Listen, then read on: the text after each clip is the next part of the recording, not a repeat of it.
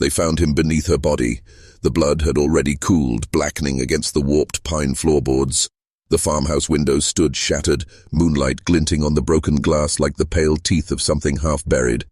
17 bodies lay where they had fallen, limbs twisted, faces frozen mid-scream, and in the middle of it all, silence. Thick, wet, unnatural. When the militiamen pried her body away, they expected only another corpse. Instead, the boy inhaled, a sharp, rasping breath. His small chest rose, slick with the blood of everyone who had once said his name. His eyes opened, not in confusion, but with the stillness of something that had been waiting. He did not cry. He did not reach for them. He only stared. And in that moment, the men who had come to collect bodies suddenly wanted to leave, because they all knew what the others in the county would never dare say aloud. No one survives something like this. Not truly. The Nat Turner rebellion had already burned through Southampton County like a fever that the world tried to deny. 70 enslaved men rose with farm tools and iron blades, weapons stripped from barns and kitchens, their handles still damp from honest labor. They moved like shadows, silent, organized, killing with a precision that made the air itself recoil. They began here, in this farmhouse, 17 people, erased. The first was the patriarch, struck down as he rose from bed, his skull opened before he could even speak. The second, his wife, pulled from her sheets by the hair. Then the daughters, the cousins, the infants. No one was spared, not the old, not the sleeping, not the ones who begged. Neighbors swore they could hear it echoing from the fields. The wet crack of wood on bone, the hiss of steel through flesh, screams rising and then cut clean away. The attackers moved quickly. No taunts, no laughter, only method, only the rhythm of dismantling something that had stood for generations. The house went quiet in less than an hour, the silence so sudden that it felt as though even time had stopped breathing. And then they left. They left the walls dripping. They left the beds soaked. They left the air itself heavy with the metallic sweetness of blood. And they left one thing more. Him. A boy small enough to hide beneath his mother's body. Small enough that the blade had passed over him, or perhaps not small enough at all. Perhaps deliberately overlooked. The men who found him didn't speak this thought aloud. They only crossed themselves and carried him into the daylight. The August sun struck his face, revealing streaks of black and red where his mother's blood had dried across his skin like war paint. To the neighbors, it was a miracle. To the ministers, a sermon. To the lawmakers who would gather in Richmond within the week, it was something more useful than either. Proof that the system had survived. They would call him the survivor. But buried in court ledgers, asylum logs, and one unsigned memoir lies a truth colder than anything spoken in the daylight. He was not spared. He was selected. They left him alive, not as an accident, but as a message. And that message did not fade. It walked on 2 feet. It sat silently in pews while preachers declared him proof of divine order. It stood before judges who cited his breath as evidence that Providence still ruled Virginia. It stared from behind the eyes of a child while the county rebuilt itself over the bones of his family. But the message was never theirs to control. It had begun to move inside him, like a shadow growing teeth. He had been the last thing the rebels saw before they vanished into the darkness, and some part of their rebellion had gone with them, into him. That was the secret none of them dared speak. The rebellion had not ended. It had been buried inside a boy. And when he opened his eyes that morning, still half buried beneath his mother's cooling body, something else opened them with him. Southampton County did not sleep, not for days, not for weeks, not in the way that lets a mind reset itself, lay down the burden, and wake forgiven. After the uprising collapsed back into the hedgerows, after patrols dragged men from the swamps, after Nat Turner himself slipped into the green hush like a rumor that refused to die, the county found a different kind of night, one that walked beside every lantern, breathed inside every locked room, and sat at the foot of every bed until the sun returned, pale and unconvincing. Bells tolled from steeples at strange hours, not calling anyone to prayer, calling them to vigilance. Doors were barred from the inside with timber ripped from fences. Rifles leaned against flour barrels, against cradle legs, against the backs of chairs now slick with palm sweat. Mothers taught their children how to be quiet as quickly as they had once taught them to say grace. The men checked the windows, then checked them again and again, fingers skittering along the sashes like spiders. Every noise had meaning, every shadow had edges, and into this fever marched words. Newspapers stitched from fear, broadsheets thrown from saddlebags in market squares. The Richmond Enquirer, the Norfolk Herald, each line like a tourniquet cinched tighter than the last. Numbers swelled as they travelled. 70 men became 100, then 300, then an army no one saw but everyone felt. The rebellion turned into a travelling storm that rained statistics. Households wiped out. Infants named and buried in the same column. Horses taken. Fences breached. Fires rumoured. Fires denied. Fires seen once in the distance by a man whose name no clerk could read. But the single detail that survived every printing press, every pulpit, every courthouse whisper was the boy. Not his name. Never that. Names anchor people to the dirt. Names can be found, argued, disproved. He was called the Survivor. That was neater. Portable. It could be lifted into sermons, fastened to laws, sold to readers who needed proof that Providence still kept watch while men slept. He did not speak in these accounts. He did not cry or testify or misremember. He endured, and endurance was precisely what the county wanted to purchase. The confidence that its structure, its plantations, its marriages, its pews and ledgers and Sunday hats could withstand a night like that and keep its outline. Ministers put him to work first. On the first Sabbath after the killings, a man in black stood high in a box pulpit and said slowly, so even those at the back could carry the line home, "Judgment and mercy arrived in the same hour." Judgment was the blade, mercy was the boy. Heads nodded, women pressed handkerchiefs too, their mouths and wept the correct tears. Men let their shoulders drop a fraction, feeling the world tilt back toward the angle they preferred. A child had been spared. Order, then, must still contain the keys to its own repair. That is the trick of symbols. They are easier to manage than people. So the boy was moved through rooms as if he were a reliquary. Probate ledgers set the choreography. Minor ward, assigned to kin. No mention of the floorboards he had learned by the pattern of his mother's breath. No mention of the smell that would not leave his clothes even when they burned them. The document did not say grief. It said custody. It did not say terror.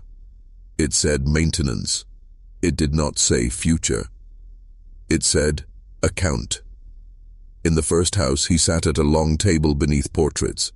The faces didn't look down so much as through him, their oils cured into an authority that felt like weather, inescapable, impersonal. He was allowed to eat in silence. He was dressed in stiff clothes, clean and exact, as if tidiness could erase what had happened. Visitors came. They did not speak to him. They observed him. That is an important difference. Observation does not require recognition. It requires only a vantage point and the comfort of believing one occupies it. "He is solemn," said a woman with lace at her throat, "a sign to the faithful." "God seals a witness in every calamity," said a deacon who never met a sentence he couldn't cure with certainty. But privately, the ledger of impressions added lines no one read from the pulpit. Servants crossed themselves when they passed his doorway at night. A cousin, younger than the boy by 2 years, told a friend at school that the survivor never blinked.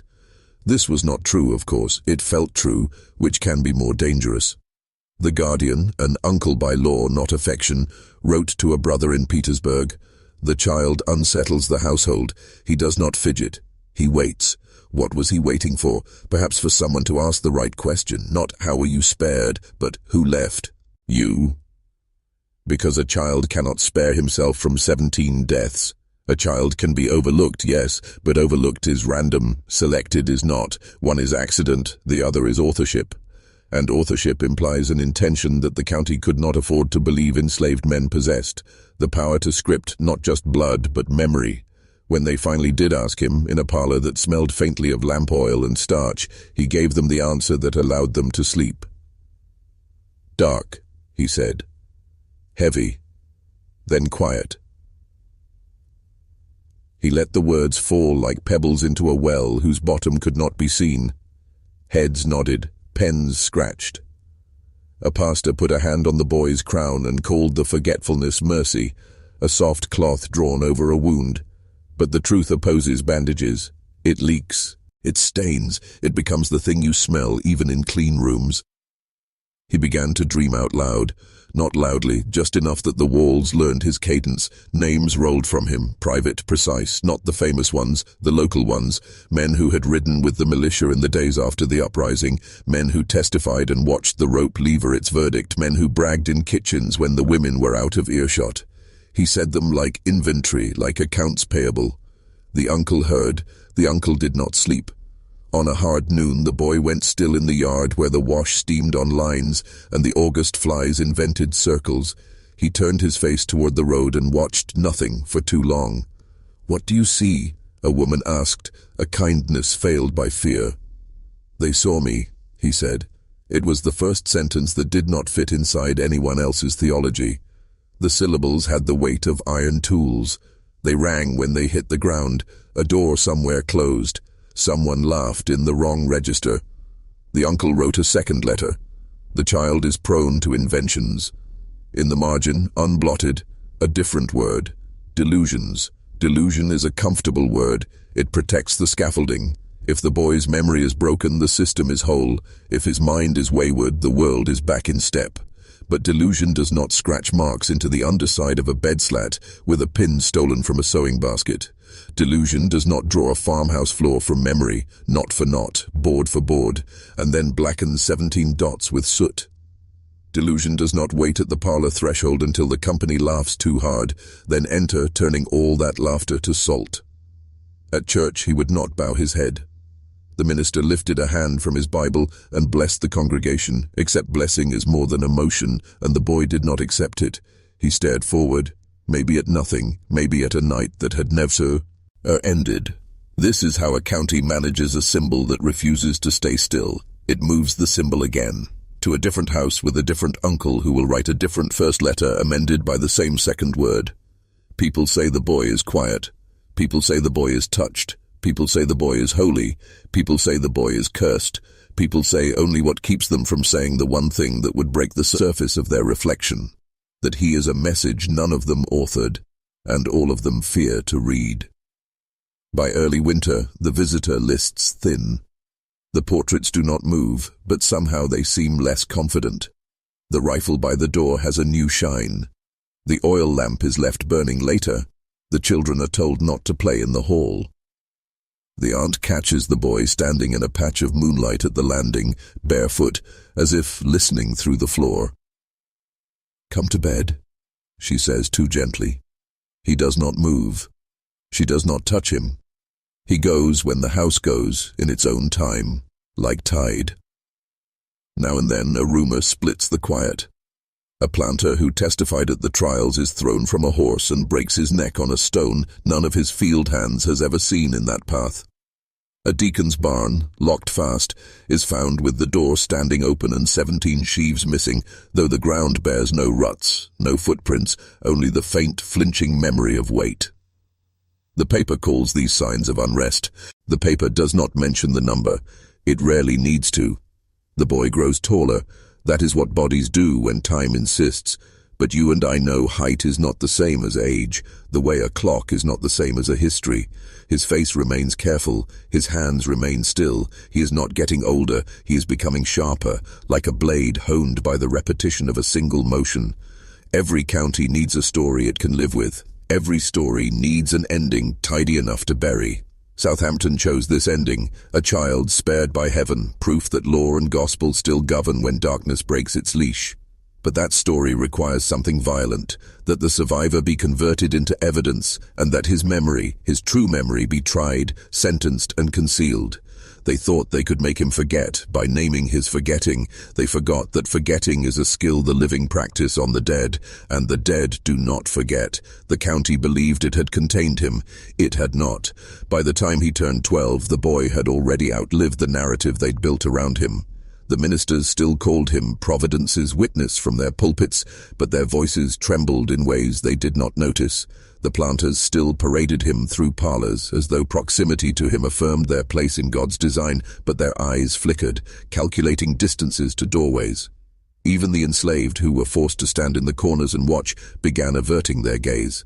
Because they all sensed it now, the current beneath his silence. He had stopped mimicking childhood. He no longer laughed when the other children did. He did not flinch when the switch came down on another boy's palm. He did not chase dogs through the orchard or climb the split-rail fence or try to impress anyone. He sat instead at the edges of rooms, spine straight, hands folded, gaze fixed on a point no one else could see. And when people forgot he was there, he spoke. It wasn't speech the way a child speaks. It was fragments, threads of something older, names, numbers. The order in which bodies had fallen that night, which room had gone silent first, where the moon had been when the first scream split the air. They told themselves he was imagining it. They told themselves trauma can carve false memories, make echoes sound like words. But in the letters his guardians sent to each other, the ones they did not submit to the county, there were cracks in the denial. He knows things we did not tell him. He described the farmhouse exactly, though he has never seen it since. At night he stands by the windows until the glass fogs with his breath. The county moved him again. They told themselves it was for his benefit, a change of scenery, new guardianship, new stability. But really, it was to dilute the unease, pass the burden from one household to another like a cursed heirloom. Each family received him with public piety and private dread. They dressed him in fine coats, sat him in polished pews, paraded him before visitors who asked questions he never answered, and always the same pattern emerged. The laughter in the house grew thinner. The dogs stopped following him. The servants whispered at thresholds. Then came the first sign, a night when the house went completely still, even the fire seeming to hold its breath, and somewhere in the darkness, the boy's voice, whispering numbers. 17. Always 17. It was the count of the dead in that farmhouse. The number everyone had tried to fold away into the pages of history like a pressed leaf, flat and silent. But numbers are never silent. Numbers are teeth. They bite their way out eventually. By now, the newspapers had abandoned him. They stopped printing stories about the miracle child, not because they had lost interest, but because they had learned fear. Editors understood what planters and preachers had not yet admitted. If the survivor was not an accident, then he was an intention. And if he was an intention, he was not on their side. So they erased him. They did not erase him gently. They scrubbed. They cut his name from probate rolls, then cut his face from family portraits. They replaced him in their narratives with abstractions, the spared boy, the unnamed orphan, a ward of distant relatives. They turned him from a witness back into a blank space, but erasure only works if the subject agrees to be forgotten. He did not. At 14, he began to speak full sentences again, but only when cornered, only when pressed by men who believed they could wring the truth from him like water from linen. They asked what he remembered of the night. This time, he told them. "I was awake," he said. A candle guttered. Someone shifted in their chair. They were in the doorway. They saw me. One of them lifted the blade, and the other said no. It landed like a nail driven into bone. Because that detail, if real, shattered everything they had built to survive the terror. It meant the boy had not been spared by chance. He had been chosen. Chosen meant deliberate. Deliberate meant thinking. Thinking meant strategy. And strategy, by enslaved men, was the one truth the county could not allow. So they destroyed the testimony. The clerk wrote delusion beside it. The ministers ignored it. The guardians denied it. They told themselves his mind had been cracked by grief. They whispered that the devil spoke through him. They told one another very firmly that children invent. But privately their tone changed. Letters that once described him as solemn now called him unnerving. Households began refusing to keep him more than a year. He moved like a ghost through the county's wealthiest homes, never welcomed, never denied, passed onward like a secret too dangerous to burn. And as he moved, small calamities began to follow. A plantation overseer who had mocked him in public was found drowned in an irrigation canal, though he could swim. A barn belonging to a juror from the Turner trials collapsed in perfect stillness during a windless night. At a winter gathering, a deacon collapsed mid-prayer, clutching his chest while the boy sat perfectly still in the front pew, his eyes steady on the man's face as he died. They stopped calling him the survivor. In private, they called him something else. The Revenant. By the time he reached 16, he had become something none of them could name out loud. The county had hoped that time would wear him down, blunt his edges, fold him into the shape of an ordinary life. Marriage, labor, scripture, silence. Instead, he had grown sharper. Not wilder, not rebellious, not loud. Sharper. Like glass buried in the soil, invisible until your hand bleeds on it. He spoke rarely now, but when he did, people stopped breathing. The guardians who took him in did not call him son, they called him our charge. They spoke around him, not to him. He sat through their meals like a mirror set at the table, reflecting them back to themselves, showing them how hollow their rituals had become. When visitors arrived, they introduced him as though he were a relic salvaged from a shipwreck, not a living boy. But when the rooms emptied, he changed. He walked the halls at night barefoot, his steps too silent for wood, gliding through moonlight like something unanchored. He no longer seemed tethered to clocks or chores or even to hunger. He moved through the house like the memory of its own destruction, and behind him the world began to warp.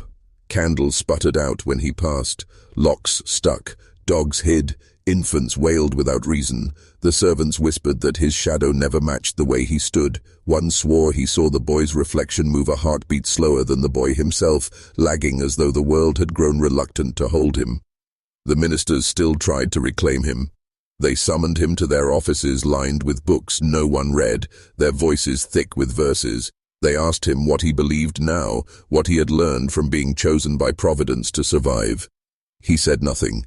They mistook this for defiance. It was not. It was restraint. Because when he finally did speak, it broke them. Providence didn't save me, he said. Me, and did. And they knew what they were doing. The silence that followed was not empty. It was heavy. It hummed. That single sentence severed the spine of the story they had spent years wrapping around him. Because if he had been spared by choice, then the rebellion had not been chaos, it had been design.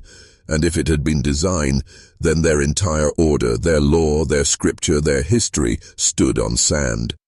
The ministers wrote deluded in their ledgers and shut their doors tighter at night.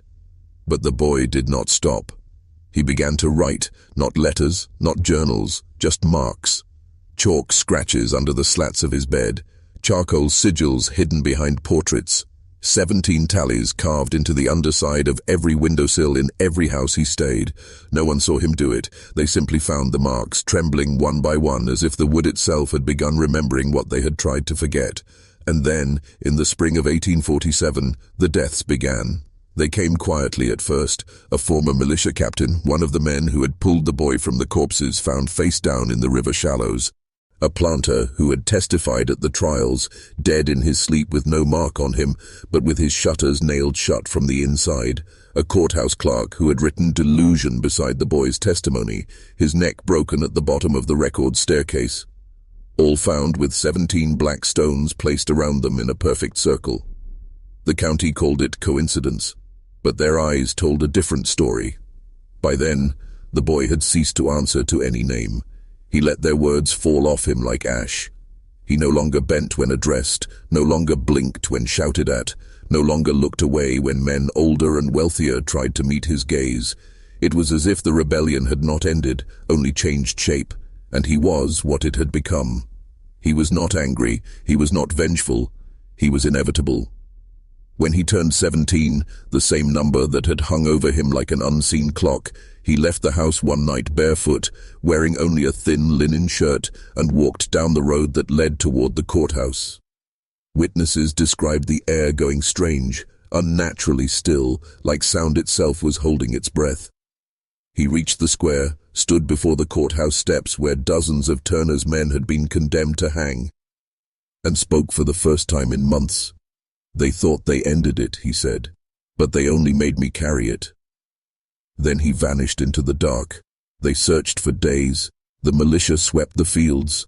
Bloodhounds combed the swamps. Not a footprint, not a scrap of fabric, only the door to the courthouse ajar, though they swore they had locked it. The county declared him missing. Privately they called him what they had always feared he was, the last rebel. Stop. Before we go further, I need you to understand something. What comes next is not history the way you were taught it. It is not written in textbooks. It is not whispered in church pews. It is not printed on plaques bolted to courthouse walls. It is what they buried, and once you hear it, you can't unhear it.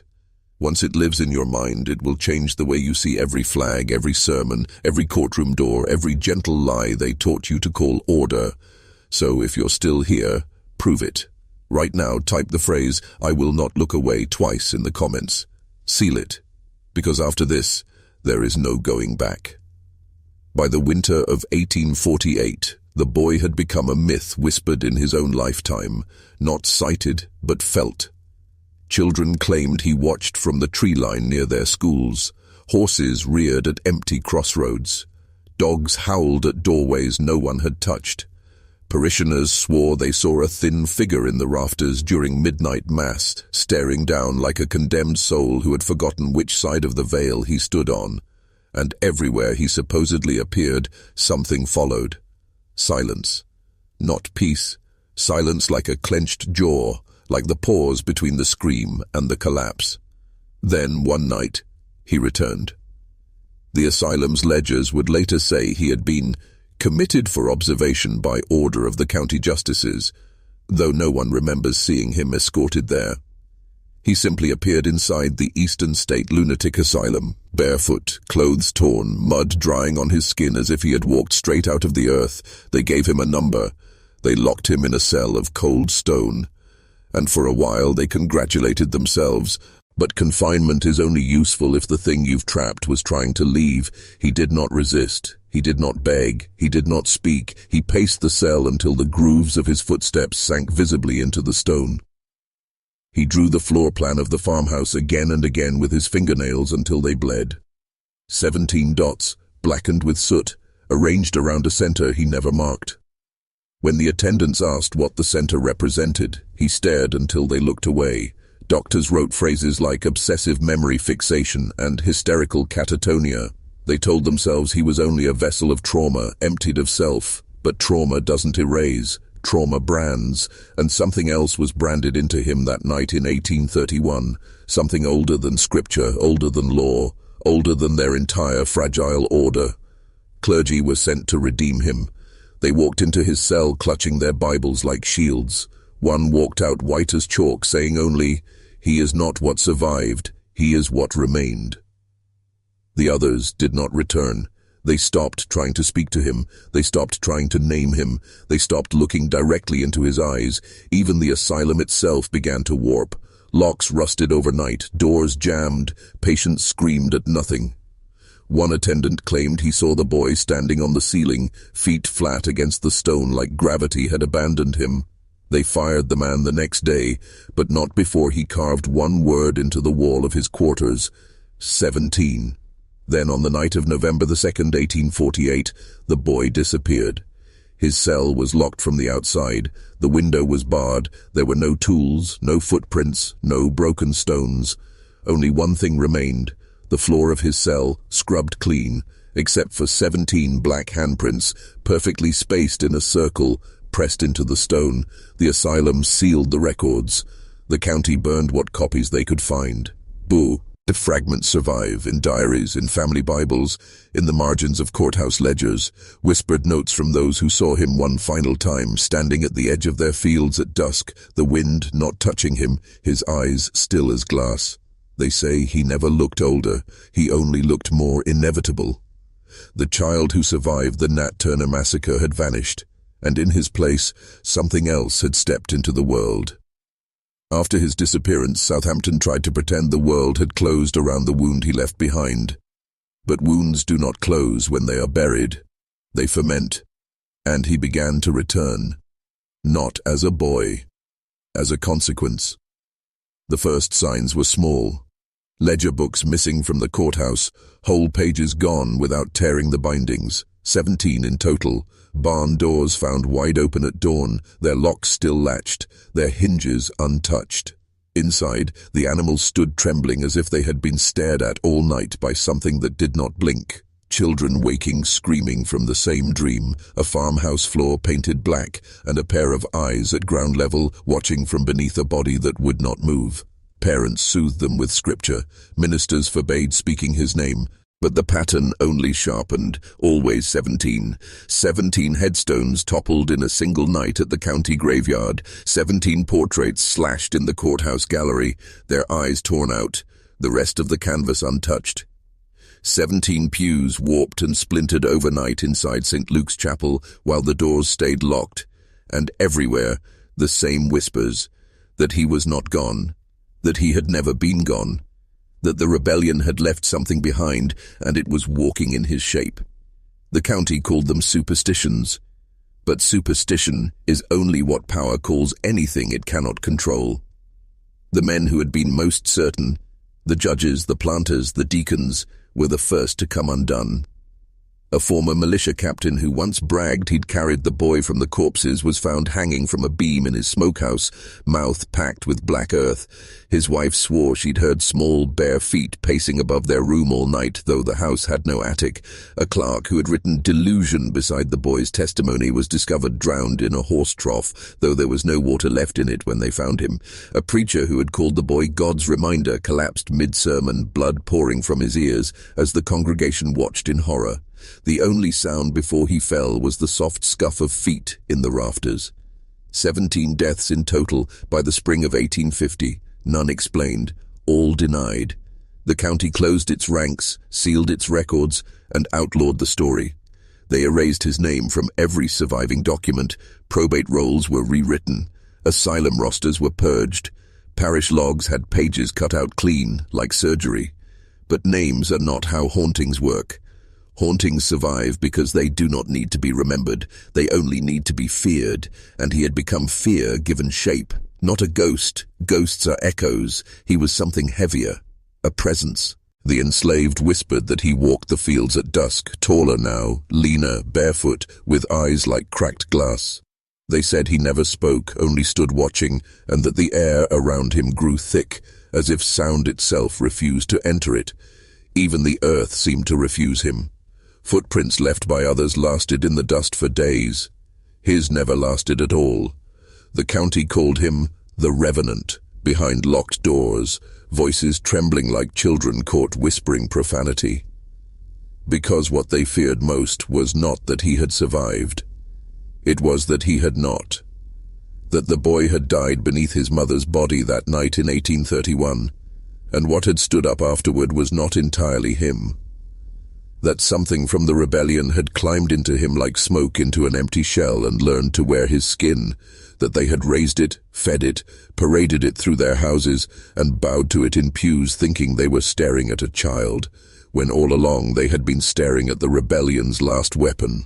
He had not escaped the massacre, he had become its continuation. And if that is true, then Nat Turner's rebellion never ended, it simply learned to walk alone. By the 1850s, he was no longer seen, not because he was gone, but because seeing had become too dangerous. Southampton County stopped saying his name long before they stopped feeling him. He no longer needed shape. He had become something thinner, quieter, more enduring. Not a figure in the woods, not a boy on the road, not a ghost hovering behind curtains, but a current. He lived now in the seams, in the pauses between sentences in courtrooms where judges forgot the next word and stood there, eyes vacant, as if someone else were thinking for them. In the blank spaces of ledgers where the ink bled into shapes no clerk remembered writing, in the silence that gathered behind pulpits where ministers stuttered mid-sermon, their voices cracking like wood under weight. It was never sudden, it was erosion. The courthouse was the first to rot from the inside. Clerks began misfiling cases with surgical precision. Death sentences vanished from the record. Trial transcripts reappeared with names reversed. Planters listed as rebels, rebels listed as judges. When confronted, the clerks swore they had copied the names correctly. Yet none of them could recall doing the writing at all. Deeds warped, wills inverted. Property lines bled across maps like veins. The county's order began to slip its mask. Then it reached the churches. Congregations arrived on Sunday mornings to find sermons rewritten in strange hands, scripture bent backward into warnings, hymns rewritten as dirges, pews warped, hymnals rotted from within. At St. Luke's, the oldest chapel in Southampton, the cross above the altar cracked clean through in the night, and when they tried to mend it, the nails bent as if the wood itself rejected them. Children refused to enter the nave. Dogs howled at the rafters. The air tasted of iron, and still no one spoke his name. Because they all understood what speaking it would mean, admitting that he had never been human the way they were. He had grown beyond them. A boy carries a name. An idea does not need one. He seeped downward, into the land records, into the banking ledgers, into the contracts that chained lives to acreage. Numbers began to betray their owners, debts inverted, estates evaporated, generations of wealth rotted in a single winter. Planters who had once testified against Turner's men watched their fortunes fold inward like paper burned to ash without flame. And every time one of them stood before the courthouse to beg for order, the crowd would fall silent, because everyone could hear it, a slow, shallow breathing just behind the door. 17 boards in that door. They had counted them once. None of them would touch it now. Even the enslaved who still labored under the weight of chains began to whisper that something had changed. Not freedom, not yet, but fracture. They said the soil had turned hostile, that the cotton withered in their hands like flesh, that the ground was rejecting its masters, and sometimes, while they worked the fields at dusk, they felt it, a pause in the wind, a pressure in the chest, as if someone were standing just behind them. When they turned, there was nothing there, only the rose, the horizon, and the fading echo of a breath that did not belong to them. Southampton's elite finally understood the truth they had spent 2 decades denying. They had not erased him. They had integrated him. He no longer needed a body. He had become part of the structure itself, a flaw embedded deep in its foundation, spreading through every pillar they had built to contain the world. The rebellion had not ended. It had metastasized, and the boy was no longer carrying it. It was carrying them. By 1855, Southampton County was no longer a place. It was a symptom. On the surface, the world still appeared intact. Courthouse columns still white against the sun, church bells still tolling on the hour, fields still rippling gold in the wind. But if you stood still long enough, if you let your eyes go soft, you could see the distortion bleeding through like ink in wet paper. The county had begun to lose time. Court sessions opened without remembering what case they were meant to try. Families rose from their tables at dusk thinking it was dawn. Parish clocks spun backwards through the night. Diaries from the period show pages where the same day repeats 3, 4, 5 times, each version slightly different, as though reality had started rehearsing itself and could not decide which performance to keep. Memory had fractured. Children forgot their names mid-sentence. Wives called their husbands by the names of men who had died decades earlier. Men walked into their own homes and asked who lived there. Servants whispered that they saw the same figures walking the same halls in endless loops, unaware of each other, like overlapping shadows of the same person caught in different years. But the most chilling part was how calm everyone became about it. No one screamed, no one resisted. They simply folded. The county records grew soft and strange, paper dissolving between the fingers of anyone who tried to hold it too long. When new ink was laid down, it bled into older words, tangling dates, turning births into deaths and deaths into inheritances. Property lines no longer aligned with the earth they supposedly described. The rebellion was eating their map, and still, no one dared say his name. Because somewhere in the marrow of their fear they understood it was not a name anymore. It was a function. He had become what the county used to keep its shape, and in doing so, he had begun to erase that shape. The church's column said next, though they did not fall. They hollowed. Congregations arrived and found the pews rearranged as if someone had dragged them silently across the floor during the night. Bibles bled their text, letters sliding off the page to pool in the gutters like black rainwater. Sermons read themselves backward in monotone voices until even the most devout parishioners stumbled out into the daylight gasping for air. Faith unraveled like rope. Some claimed the boy's shape still appeared in the rafters, taller now, stretched thin like someone drawn out of proportion. Others swore they saw him kneeling alone at the altar, hands clasped, lips unmoving, as the cross behind him rotted from the inside out. They tried to burn the churches. The fires would not catch, and when they doused the buildings in oil and struck their matches, the flames curled away from the wood as though repelled. The enslaved began to whisper openly now, not of rebellion, but of inevitability. They said the boy had not survived to avenge them. He had survived to end everything, not with fire, with collapse, quiet, patient, absolute. By autumn, the soil itself seemed to turn against its masters. Crops sprouted black and brittle, wells soured overnight, entire orchards stood leafless in the morning as if winter had passed through in a single breath. Horses chewed through their reins, then stood perfectly still, staring at nothing, until their hearts stopped. Doctors declared it contagion, priests declared it punishment. But deep down, everyone knew the same thing. This was not disease. This was design. Because at the edges of fields, at the corners of rooms, in the periphery of every exhausted mind, something watched. It was never seen directly, only felt, like the pressure of a hand on your shoulder when you are alone. Like a thought you are certain is not yours, but still think anyway. Even when the county's leaders met in secret to strategize, they could not stop glancing at the door. Not because it moved, but because it never moved. 17 boards, 17 nails, 17 silent witnesses to what they had buried. They had believed they could trap him in their systems, but systems are just cages made of names, and he had become nameless. By winter, entire family lines began to vanish, not die. Vanish. Whole estates stood empty, hearths still warm, meals still set on the tables, clocks still ticking, and no one inside. Their names disappeared from parish rolls, from bank ledgers, from cemetery stones. It was as though they had never been.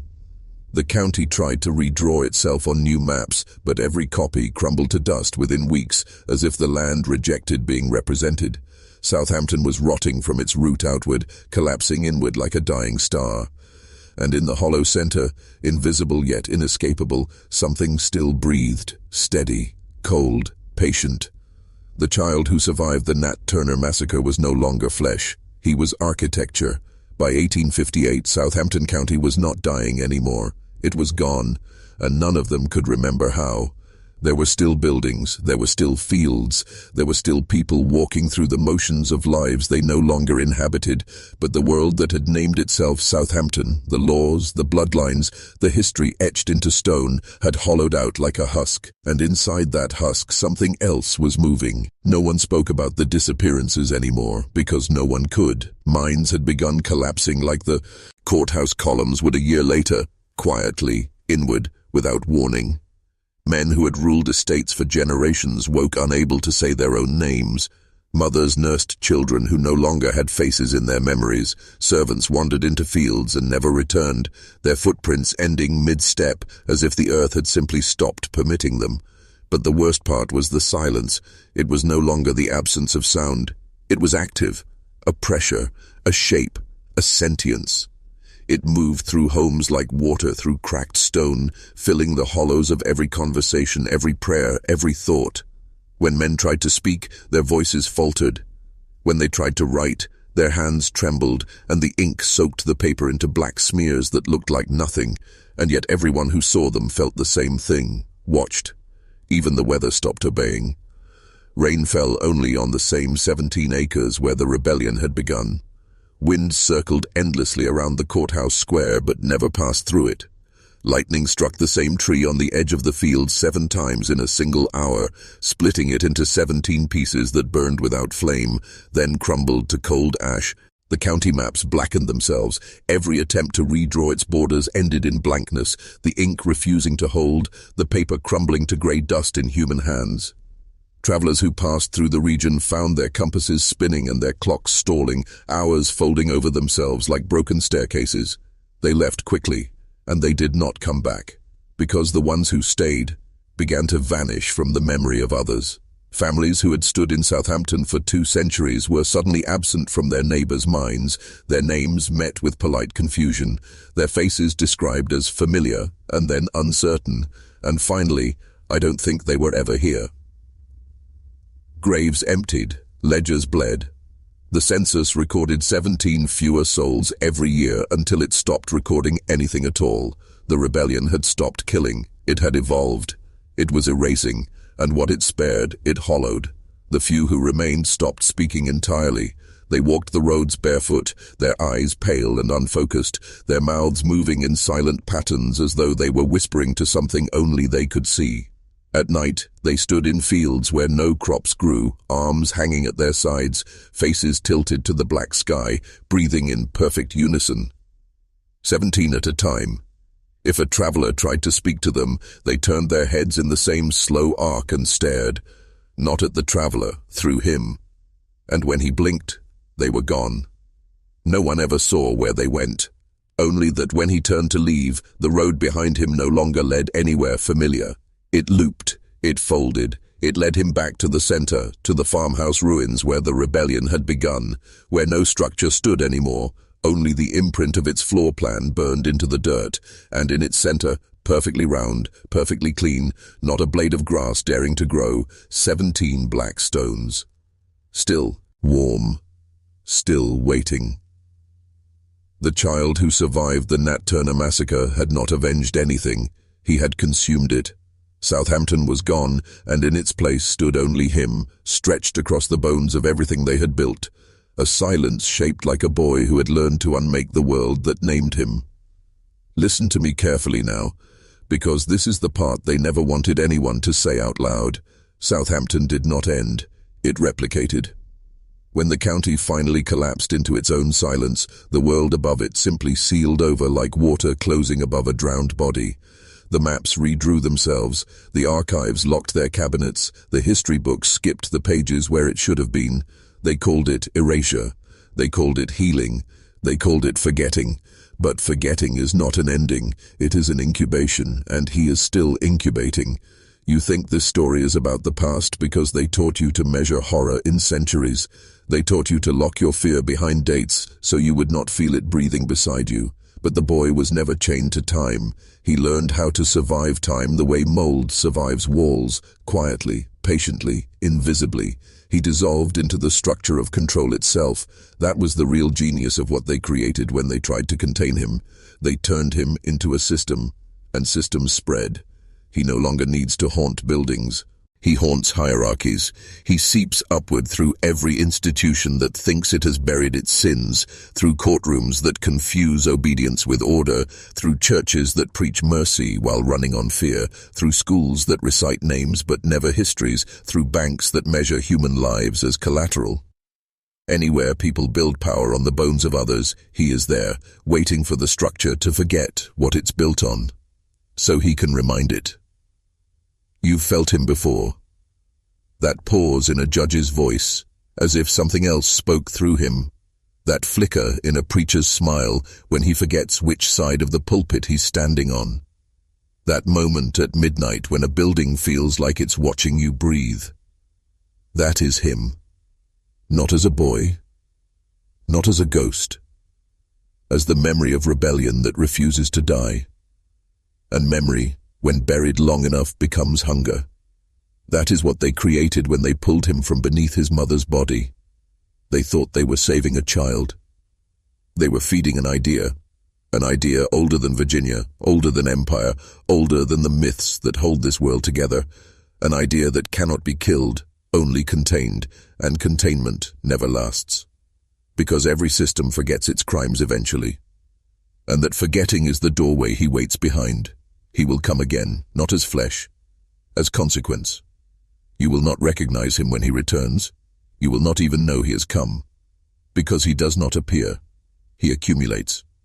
First in the margins of laws, then in the pauses between sermons, then in the silence that begins to bloom inside familiar rooms like mold in the lungs of a dying house.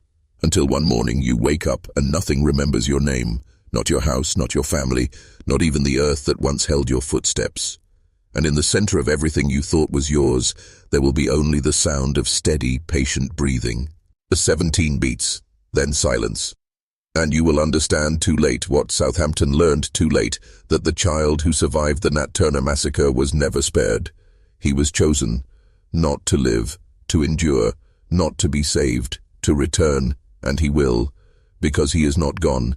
He is everywhere. Something terrible has been buried and left to fester beneath the weight of silence. He is the shape silence takes when it decides to remember, and if you are hearing this, you are already inside him.